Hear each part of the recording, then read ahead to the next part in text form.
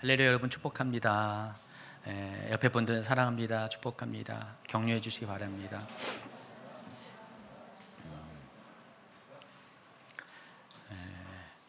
예수님 당시에는 또 초대교회는 성찬과 더불어 애찬을 했습니다.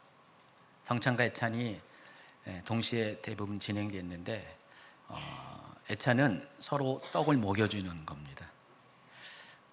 우리가 수가 좀 이렇게 작으면 이제 애찬도 같이 했으면 좋겠는데 수가 어느 정도 되면은 먹여주느라고 정신이 없어요. 너무 부산해가지고 성찬만 진행을 합니다. 하나님께서 주시는 이 성찬의 의미가 단지 우리의 죄에 대한 속량, 그에 대한 감사로 끝나는 것이 아니라 또 공동체가 하나가 되는 또 특별한 은혜가 있음을 여러분이 기억하시기 바랍니다. 지난 설교에서 오늘도 갈라디아 말씀을 계속해서 살펴보도록 하겠습니다.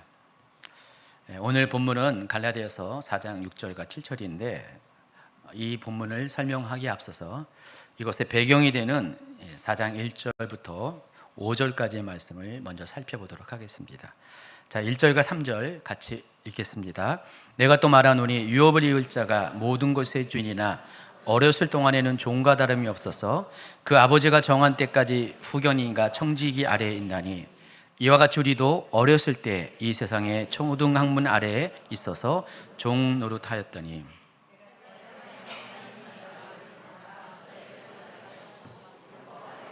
잠깐만요. 3절까지만 하면 되는데 제가 이거 원고를 잘못했나 착각을 했어요. 분명히 3절까지 했는데 여러분 이 1절부터 3절까지의 말씀을 잘 이해하려면은 사도 바울 당시 로마 사회의 상속 제도와 후견인 문화에 대해서 좀 알아야 됩니다. 당시 로마 사회에서는 아무리 고귀한 가문에서 태어난 아이라 할지라도 성년이 되기 전까지는 사람이 아니었습니다. 사람 취급은 안 했어요. 참고로 로마 사회에서 성년의 나이는 여자인 경우는 12살, 남자는 14살입니다. 이 나이는 유대인들과 비슷하죠. 유대인은 13살을 기준으로 하는데 사실 그때 정도가 돼야지 성년으로 인정을 했습니다. 그래서 성년이 되기까지는 한마디로 아이 취급을 했습니다. 그래서 어떠한 법적인 권리도 행사할 수 없었습니다. 그리고 모든 것은 후견인과 청지기의 감독 아래 통제받는 삶을 살았습니다. 이게 당시 사회적 관습이에요. 아무리 왕의 아들이라도 상관없어요. 똑같아요. 신분 고하를 막론하고 그때 당시 모든 아이들은 성년이 되기 전까지는 후견인과 청지기의 감독 아래 살았다는 것입니다. 이 투터라고 부르는 이 후견인은요, 지금으로 말하면 개인 가정교사 정도 됩니다. 근데 그것으로 끝나는 것이 아니라 어떤 법률적 보호도 하는 그런 사람입니다.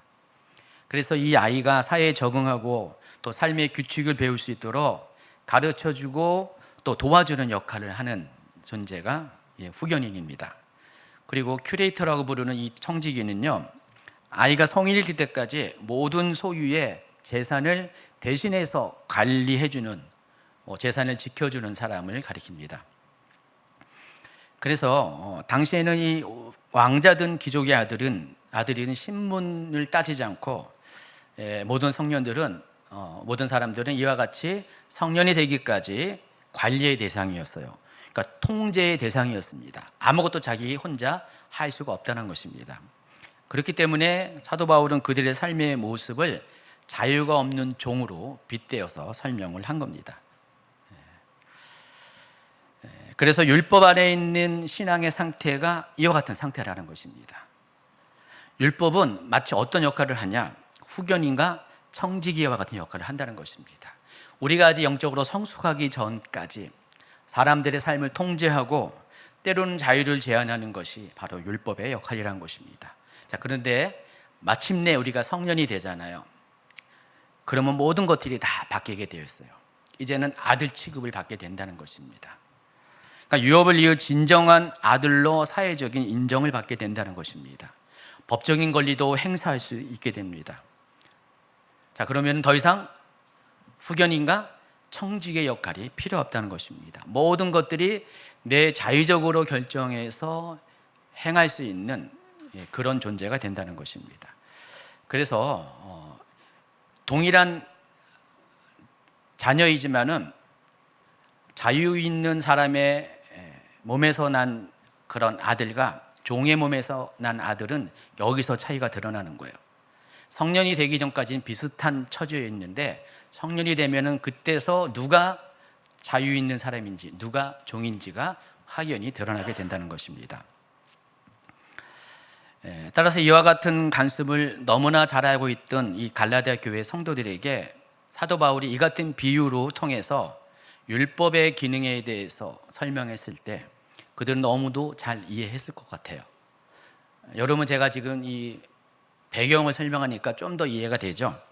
근데 당시 갈라디아 사람들은 사도 바울이 이 말을 할 때 뭔 말인지가 바로 즉각적으로 캐치가 됐다는 것입니다. 이처럼 바울은 당시 로마 사회의 관습인 이 상속법과 이 후견인 제도를 빗대어서 율법주의 아래에 있는 사람들의 현실을 설명을 했습니다. 그래서 율법주의 아래 사는 사람들은 마치 아직 성년이 되지 못해서 후견인과 청지기 아래 종과 같이 관리를 받는 아들처럼 율법에 대해서 종노릇하는 것 같다라고 표현을 한 겁니다. 자, 이어서 이제 4절과 5절은 이와 같이 또 이야기합니다. 같이 있습니다. 때가 참에 하나님이 그 아들을 보내사 여자에게서 나게 하시고 율법 아래에 나게 하신 것은 율법 아래에 있는 자들을 속량하시고 우리로 아들의 명분을 얻게 하려 하십니다. 자, 4절에 보니까 때가 참에라는 표현이 나옵니다. 어느 때인 것 같아요? 이 때가 목욕탕 갈 때요? 그때가 아니라 하나님의 때, 카이로스의 때입니다. 하나님께서 인류를 구원하는 구속사의 그 흐름이 이제는 하나님께서 마침내 정하신 일을 행하는 바로 그때, 하나님의 시간표가 도달하는 바로 그때를 가리킵니다. 이때 하나님께서는 예수님을 세상에 보내셨습니다. 그리고 예수님의 등장은 하나님의 역사를 바꿔버립니다. 세상의 역사를 바꿔버립니다. 그래서 그때가 되었을 때 하나님께서 예수님을 보내주셔서 예수님 하여금 율법 아래 보내셨어요. 예수님도 율법 안에 보내셨어요. 율법의 영향을 받는 그런 사회 안에 보내셨어요. 그렇지만은 예수님은 율법을 속량하시는 역할을 하셨다는 것입니다. 그 결과 우리가 아들의 명분을 얻게 되었다는 것입니다. 여기서 아들의 명분은 단순히 아들이 되었다는 의미만으로 설명할 수가 없어요. 아까 설명한 것처럼 이 아들의 명분이라는 것은 구체적으로 상속권을 의미합니다. 아들로서 행할 수 있는 권리를 의미해요. 그래서 예수님이 오실 때 우리는 아들의 권리를 회복해야 됐다는 것입니다. 여기서 이 아들은 누구의 아들입니까? 여러분의 부모님의 아들입니까? 아닙니다. 바로 하나님 자녀의 아들을 의미한다는 것입니다. 본래 우리는 하나님의 자녀라는 것이에요. 근데 우리가 그 자녀의 권리를, 정체성을 그동안 율법 아래에서 다 잊고 살았다는 것입니다.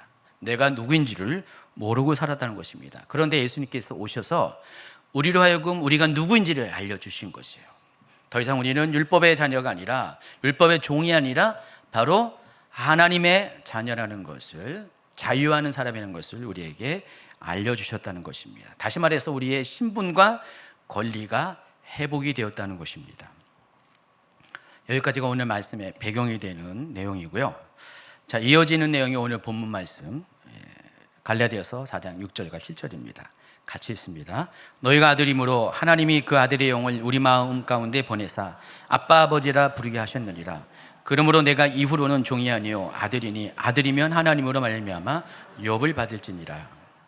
자, 이 구절들에서 바울은 이 믿음으로 의롭게 된 사람들, 지금까지 우리가 이 믿음으로 의롭게 된다는 것이 어떤 의미인지를 계속해서 갈라디아 말씀을 통해서 배워왔는데, 그렇게 믿음으로 의롭게 된 사람에게는 존재론적으로 두 가지의 근본적인 변화가 생기게 된다는 선언을 합니다. 이 첫 번째가 하나님과의 관계에 있어서의 변화입니다. 여러분, 우리가 구원받기 이전에는 하나님을 어떻게 생각했습니까? 멀리 계신 분, 두려운 분, 내가 다가설 수 없는 그런 분으로 우리가 여겼습니다. 그런데 우리가 구원받은 이후에는 그와 같은 모습에서 벗어나서 하나님을 뭐라고 부릅니까? 아버지로 부르게 됐다는 것입니다. 보통 아버지가 아니라 무슨 아버지요? 아빠, 아버지. 갈라디아서 4장 6절이 의미하는 것이 그것이에요. 너희가 아들이므로 하나님이 그 아들의 영을 우리 마음 가운데 보내사 아빠, 아버지라 부르게 하셨느니라. 그래서 갈라디아 4장이 말하는 바는 이것입니다. 전에 우리가 율법 아래에 있을 때는 본래 우리의 신분은 하나님의 자녀임에도 불구하고 아들의 권한을 행사하지 못했다는 것입니다. 권한은 물론이고 정체성도 갖지 못했다는 것입니다. 마치 어린아이가, 로마 시대의 어린아이가 신분에 상관없이 모든 아이들은 후견인과 청지기에 의해서 통제받고 관리받는 것처럼 우리의 삶의 현실은 율법주의에 의해서 통제받고 관리당하는 삶을 살았다는 것입니다. 자, 그런데 예수님께서 오셨어요. 예수님께서 십자가 사건을 통해서 우리를 구속하셨는데 우리로 하여금 더 이상 율법주의 종이 아니라 하나님 아들의 명분과 권리를 되찾게 해 주었다는 것입니다. 더 놀라운 변화는 그 결과 이제는 우리는 하나님을 아버지, 심지어 아빠라고 부를 수 있게 되었다는 것입니다. 전에는 하나님이 두려운 분이었어요. 멀고도 두려운 분이었습니다. 감히 하나님을 아버지라 부를 수 없고 더 나아가 아빠라고 생각할 수도 없었어요. 그래서 그때는 의무감과 두려움으로 신앙생활을 했습니다. 그런데 이제는 우리가 신분이 변화됐고 자유롭게 하나님께 나아갈 뿐더러 하나님에 대해서 아빠라고 부를 수 있는 존재가 되었다는 것입니다. 한 집안에 두 사람이 살고 있습니다. 한 사람의 신분은 하인의 신분이고 다른 한 사람의 신분은 주인의 아들입니다. 비록 같은 집에 살고 있지만은 신분에 따라서 주인을 태하는 다도가 많이 다르다는 것이에요. 그래서 하인의 경우는 주인의 눈치를 볼 수밖에 없어요. 특히 옛날에 사도 바울 당시 그때의 이 종은 더더욱 눈치를 볼 수밖에 없습니다. 모든 일에서 자기 독단적으로 할 수 있는 게 아무것도 없습니다. 그저 주인이 하라는 대로. 옛날 이 하인들은요, 종들은 휴일이 하나도 없어요. 365일이 근무하는 날입니다. 24시간이 근무하는 날이에요. 여러분, 요즘 우리 사회 4일 반, 4.5 근무제까지 막 이야기하고 있잖아요. 뭐 십수년 전에 우리가 6일제 근무에서 5일제로 바뀌었습니다. 근데 옛날에는요 6일제도 아니었어요. 7일 전체가 일하는 시간이었습니다. 기독교가 당시 로마 사회에 준 큰 변화 중에 하나가 이 종들을 자유케 했습니다. 그래서 로마 사회 기독교가 국교화된 이후에 로마 사회가 변한 것 중에 하나가 종들이 주일날 쉴 수가 있었다는 것입니다. 주일날 종들도 교회를 갈 수 있었다는 것입니다. 갑자기 또 원고 없는 얘기하면 안 되는데 어쨌든 종은 이런 권리에 제한이 있고 아무런 혜택이 없는 삶을 살고 있습니다. 그래서 주인이 집에 들어오면은 주인이 오는 게 싫어요. 무서워요. 주인이 없는 게 차라리 나아요. 근데 아들의 경우는 어떻습니까? 아버지가 집에 오는 게 너무나 좋고 반가운 것입니다. 그래서 아버지가 오면은 뛰어나가서 아빠하고 메어 달리는 것이 바로 아들의 모습입니다. 그러니까 종과 아들의 모습은 같은 집에 살아도 이와 같은 차이가 있다는 것입니다. 자, 그런데 우리 과거의 우리의 모습이 어떤 모습이었다고요? 하인과 같은 모습이었습니다. 그렇지만 지금의 우리의 모습은 예수님을 믿고 받아들인 후 우리의 신분은 변화되었어요. 하인의 모습에서, 하인의 신분에서 자녀의 신분으로 바뀌었다는 것입니다. 더욱이 아빠, 아버지로 부를 수 있는 하나님과의 친밀한 관계 안으로 들어오게 되었다는 것입니다. 자, 이것의 문을 열어주는 게 바로 복음입니다. 이것이 복음의 능력이에요.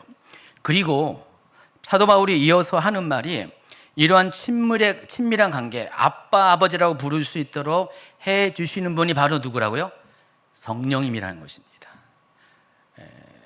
동일한 보혜사이신 예수님과 성령님이 하시는 역할은 예수님 우리를 아버지로 하나님과의 관계를 재정립하게 했고, 성령님은 더 나아가서 아빠, 아버지로 우리와 하나님의 관계를 더 친밀하게 만들어주신 분이라는 것입니다. 그래서 여러분 안에 성령님이 계시면은요, 성령님은 여러분 가운데 이렇게 말씀하세요. 누가 뭐라고 해도, 어떤 상황 가운데서도 넌 하나님의 자녀야. 넌 진짜 하나님의 자녀야. 하나님이 널 사랑하지 않으면 누구를 사랑해? 하나님은 너를 사랑해. 너를 사랑해. 우리 가운데 확신을 주시는 분이 성령님이시라는 것입니다. 그래서 과거 우리는 율법 아래의 종처럼 종교 생활을 했지만은 이제 우리는 예수 그리스도 안에서 하나님의 자녀가 되었고, 성령 안에서는 하나님과 더 깊은 인격적인 관계로 하나님께 직접 나아갈 수 있게 되었다는 것입니다. 자, 사도 바울은 이것을 더 보다 구체적으로 설명하기 위해서 한 가지 비유를 제시하는데, 갈라디아서 4장 22절과 23절 같이 있습니다. 기록된 바 아브라함에게 두 아들이 있으니 하나는 여종에게서 하나는 자유 있는 여자에게서 났다 하였으며, 여종에게서는 육체를 따라 났고 자유 있는 여자에게서는 약속으로 말미암았느니라. 여기서 두 아들을 소개합니다. 제가 아까 비유 가운데, 제 비유 가운데 두 사람을 소개했는데, 사도 바울의 비유 가운데서 두 아들을 소개하는데, 하나는 여종의 아들을 가리키고 하나는 자유 있는 여자에서 난 아들을 이야기합니다. 똑같이 아들이에요. 근데 한 사람은 출신이 종의 몸에서 났고요, 다른 한 사람은 자유 있는 여자에게서 났습니다. 누굴까요? 종의 몸에서 난 아들의 이름은 이스마엘입니다. 또 자유 있는 여자에서 난 아들은 이삭입니다. 동일한 아브라함의 자녀임에도 불구하고 이 두 사람은 굉장히 달랐어요. 신분적으로 많이 달랐다는 것입니다. 그래서 이스마엘 같은 경우는 아버지를 아버지로 부를 수가 없어요. 그러나 이삭은 아버지의 유업을 상속받는, 사랑받는 유일한 아들이 되었다는 것입니다. 이것이 바로 율법주의에 매여 종처럼 살아가는 사람과 이제는 복음 안에서 자유를 누리는 사람의 큰 차이라는 것입니다. 그래서 아들의 권한 중에 하나가, 제가 보기에 가장 중요한 것은 하나님을 아버지로 부를 수 있다는 사실인 것 같아요. 여러분, 옛날에 고전 소설 홍길동 아시죠? 홍길동은 종의 몸에서 태어난 자녀였습니다. 실제로 홍길동도 아버지를 아버지로 부를 수가 없었어요. 그래서 여러분은 비록 홍씨는 아니지만은 다 홍길동과 같은 사람이었습니다. 네. 여러분 정말 율법이라는 종의 몸에서 태어났기 때문에 그렇습니다. 그렇지만은 복음은 여러분을 자유롭게 했습니다. 종의 신분에서 자녀의 신분으로 면천을 시켰다는 것입니다.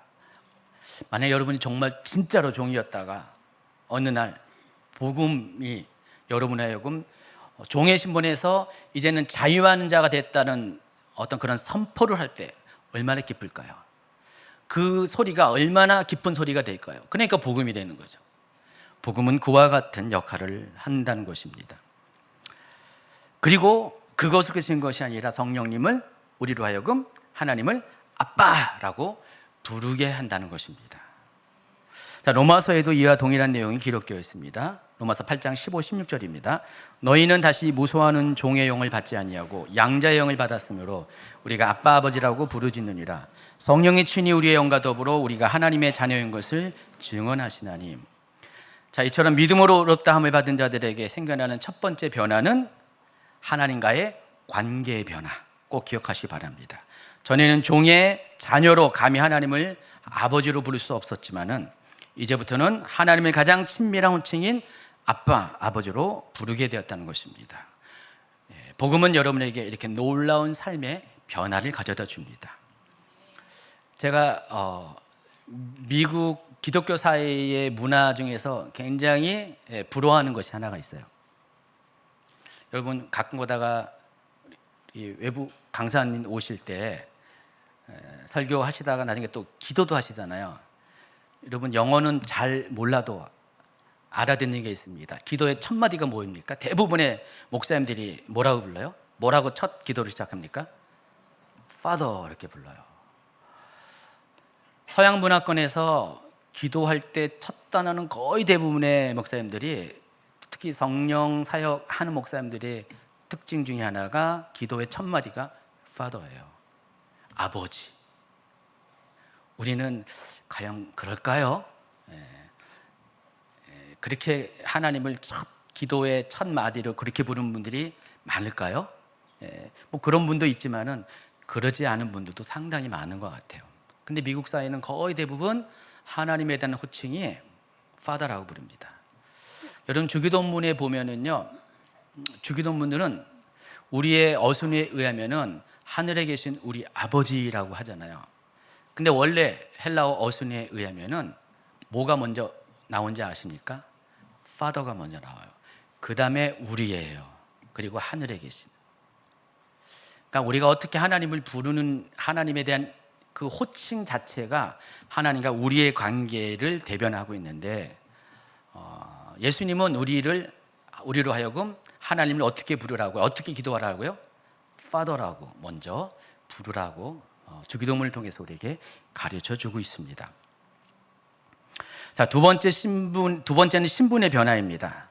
자, 이제부터는 우리가 더 이상 종이 아니라 아들이 되었기 때문에 우리에게 주어지는 신분의 변화는요, 아버지의 아들로서의 유업을 받게 된다는 것입니다. 첫 번째는 관계의 변화였어요. 두 번째는 신분의 변화에 의해서 아들로서의 유업을 받게 된다는 것입니다. 갈라디아서 4장 7절 다시 있습니다. 그러므로 내가 이후로는 종이 아니요 아들이니 아들이면 하나님으로 말미암아 유업을 받을지니라. 자, 여기서 하나님 아버지로부터 받은 유업은 과연 뭘까요? 하나님 안에 속해 있는 모든 것이 바로 유업입니다.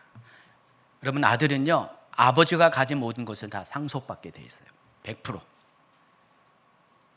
지금은 상속법에 의해서 상속을 많이 받는 사람은 60%까지는 세금을 내잖아요. 근데 옛날에는 그런 게 없어요. 상속세가 없이 100% 모든 것을 다 받을 수가 있습니다. 우리가 하나님의 아들이 되었다는 것은 하나님에 속해 있는 모든 것을 60%의 제한도 없이 100%를 다 누릴 수 있는, 어쩌면 영광에 참여하는 자가 되고, 또 우리식으로 말하면 복을 누리는 자가 되었다는 것입니다. 그래서 로마서 8장 15절을 다시 한번 읽으면은요, 너희는 다시 무소하는 종의 영을 받지 않고 양자의 영을 받았다 그랬습니다. 그래서 우리는 종의 영을 받은 사람이 아니라 양자의 영을 받은 사람이라고 강조를 하고 있어요. 제가 이 구절을 읽으면서 어떤 생각을 했냐면은, 왜 사도 바울은 굳이 유업을 이야기하면서 영이라는 어떤 표현을 했을까? 종의 영, 양자의 영. 그 생각을 해봤어요. 이와 같은 표현을 통해서 우리에게 생각하게 하는 것이 이건 것 같아요.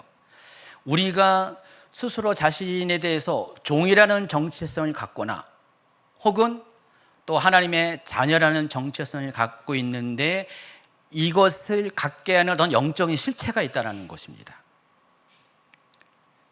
그러니까 여러분의 생각이 여러분이 자유롭게 하는 것이 아니라, 여러분 뒤에서 역사하는 어떤 영적인 실체가 어떤 사람에게는 나는 종이야, 어떤 사람에게는 나는 하나님의 자녀야 라는 생각을 불어넣는다는 것입니다.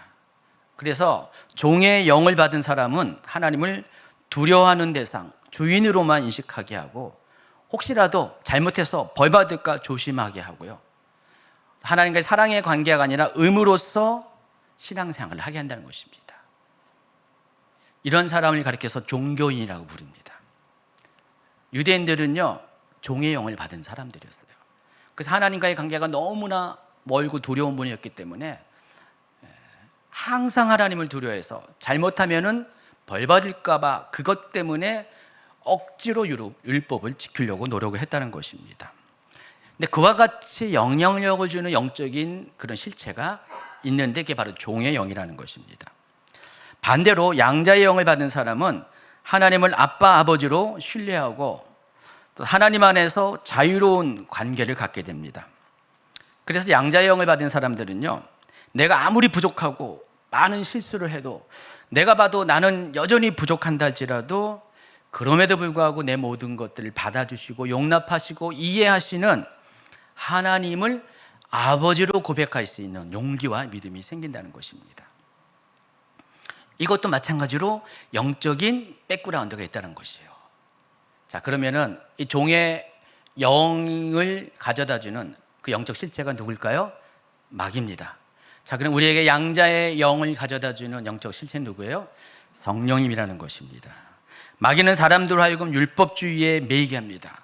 또 그것의 종로로 타게 하는 의식을 심어줍니다. 그러나 성령님은 우리의 생각 속에 너는 이제부터 하나님의 자녀라는 의식을 넣어주시는 분입니다. 그리고 하나님의 자녀로서의 모든 영광과 복과 자유를 누리게 하십니다. 그런데 왜 해필이면 양자라고 할까요? 양자. 성경이 말하는 바는 하나님의 친아들은 오직 독생자이신 예수님밖에 없어요. 근데 우리는 어떻게 돼요? 양아들이라는 것이에요.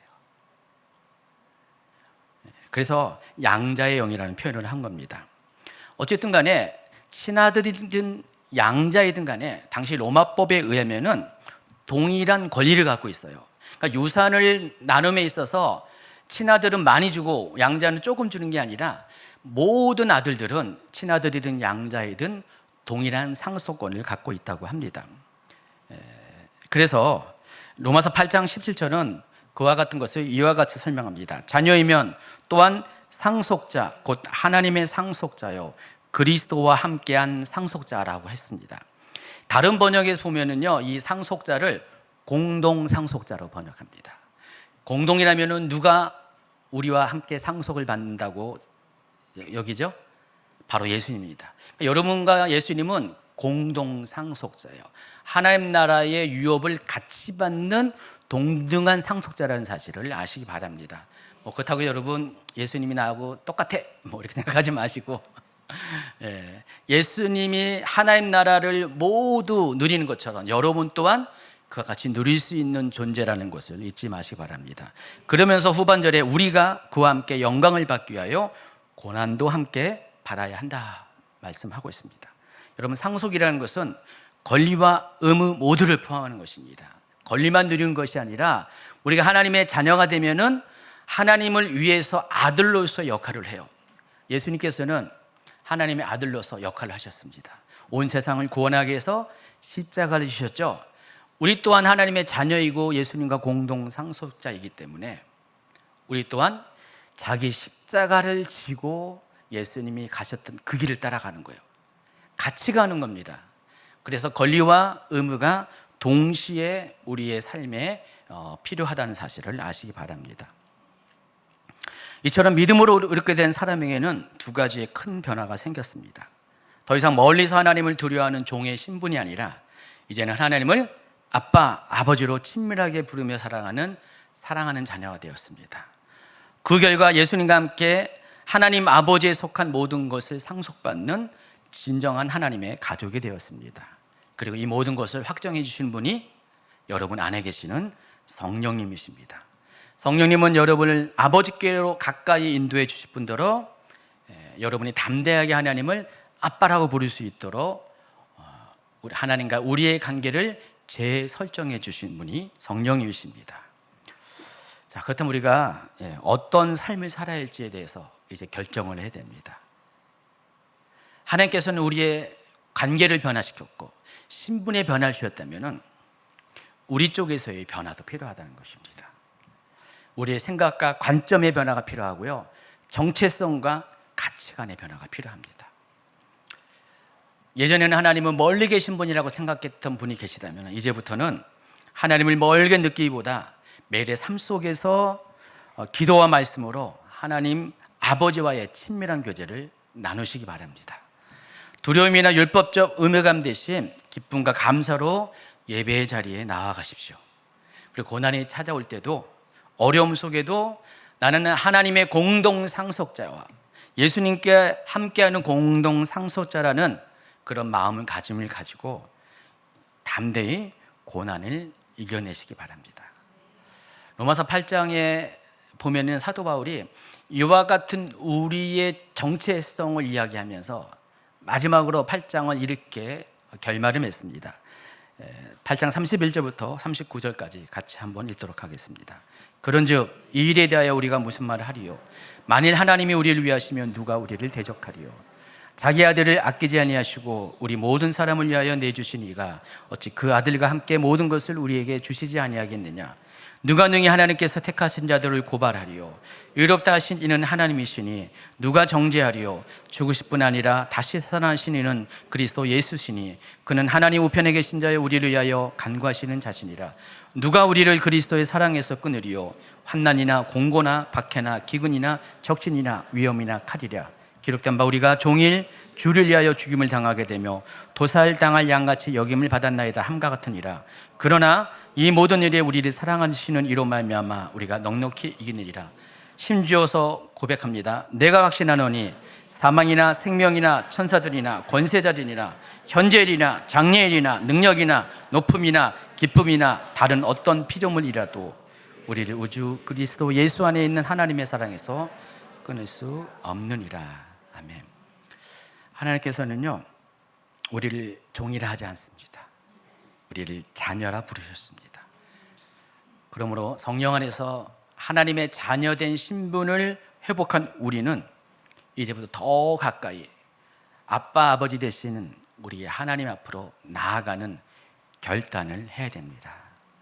우리가 찬양을 부르면서요, 아바 아버지라는 찬양을 부르면서 하나님이 어떤 분이신지, 나에게 어떤 의미인지를 다시 한번 생각하고 또 기도하는 시간을 갖도록 하겠습니다.